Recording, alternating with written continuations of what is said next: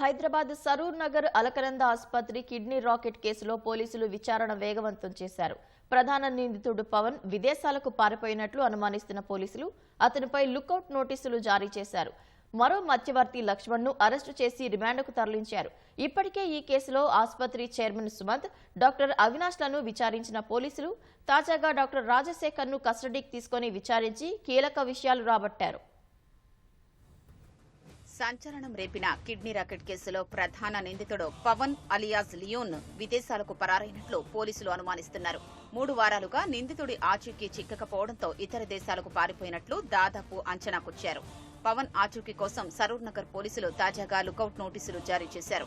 విశాఖకు చెందిన పవన్ అక్రమ కిడ్నీ మార్పిడి ఆపరేషన్లు చేయించడంలో ప్రధాన సూత్రధారిగా వ్యవహరించినట్లు దర్యాప్తులో తేలింది. తన నెట్వర్క్ తో ఇతర రాష్ట్రాల్లోని నిరుపేదలకు డబ్బు ఆశ చూపి కిడ్నీ ఇచ్చేందుకు ఒప్పించడం, గ్రహీతల్ని తీసుకురావడం, ఆపరేషన్లు చేసేందుకు తమిళనాడు, కశ్మీర్ నుంచి వైద్యుల్ని రప్పించి సరూర్ నగర్లోని అలకనంద ఆసుపత్రిలో ఆపరేషన్లు చేయించడం అంతా పవన్ కనుసన్నల్లోనే నడుస్తున్నట్లు పోలీసులు దర్యాప్తులో గుర్తించారు.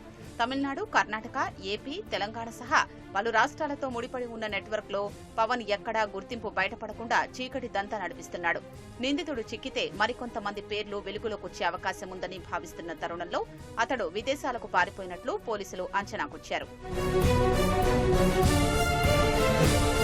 సరూర్ నగర్ లో అలకనంద ఆసుపత్రిలో అక్రమ కిడ్నీ మార్పిడి రాకెట్ కేసులో ఇప్పటి వరకు 3 వైద్యులు సహా మొత్తం 10 మందిని పోలీసులు అరెస్ట్ చేశారు.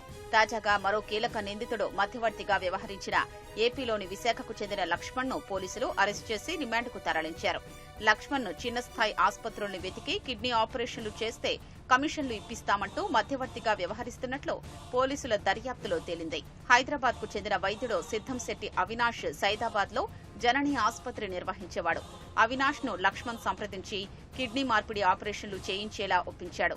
ఒక్కో ఆపరేషన్ కు కమిషన్ కింద అవినాష్ కు 2.5 లక్షలిచ్చినట్లు పోలీసుల దర్యాప్తులో తేలింది.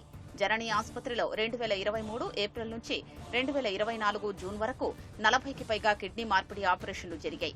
ఈ క్రమంలోనే అవినాష్ కు ప్రధాన నిందితుడు పవన్ పరిచయమయ్యాడు. జనని ఆసుపత్రి మూసేశాక డబ్బుకు ఆశపడ్డ అవినాష్ సరూర్ నగర్ అలకనంద ఆసుపత్రి ఎండీ డాక్టర్ గుంటుపల్లి సుమంత్ ను ఆపరేషన్లకు ఒప్పించాడు. ఒక్కో ఆపరేషన్ కు సుమంత్ 1,50,000, అవినాష్ 1,00,000 చొప్పున కమిషన్ తీసుకునేవారు. అలకనంద ఆసుపత్రిలో దాదాపు 20కి పైగా, అరుణ ఆసుపత్రిలో 4, మరో ఆసుపత్రిలో 10కి పైగా ఆపరేషన్లు చేయించారు. నిందితులు హైదరాబాద్ లో దాదాపు 90 వరకు కిడ్నీ మార్పిడి ఆపరేషన్లు చేయించినట్లు దర్యాప్తులో తేలింది. కేసులో మరిన్ని వివరాలు రాబట్టేందుకు పోలీసులు కీలక నిందితుల్ని కస్టడీకి తీసుకుని విచారిస్తున్నారు.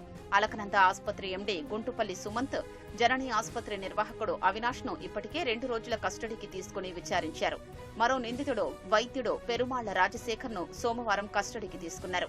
3 రోజుల కస్టడీకి కోర్టు అనుమతి ఇవ్వడంతో అతన్ని అదుపులోకి తీసుకుని విచారిస్తున్నారు. నెల్లూరు జిల్లా మిలిటరీ కాలనీకి చెందిన రాజశేఖర్ తమిళనాడు చెన్నైలోని సవితా మెడికల్ కళాశాలలో వైద్యుడిగా పనిచేస్తున్నారు. 2023 మేలో విశాఖ కేంద్రంగా జరిగిన అక్రమ కిడ్నీ మార్పిడి ఆపరేషన్ల కేసులో రాజశేఖర్ నిందితుడు.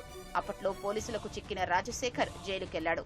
బయటకొచ్చిన తర్వాత పవన్ సూచనలతో మళ్లీ హైదరాబాద్ కేంద్రంగా నడిచే దందాలో కీలకంగా వ్యవహరించినట్లు పోలీసులు చెప్పారు.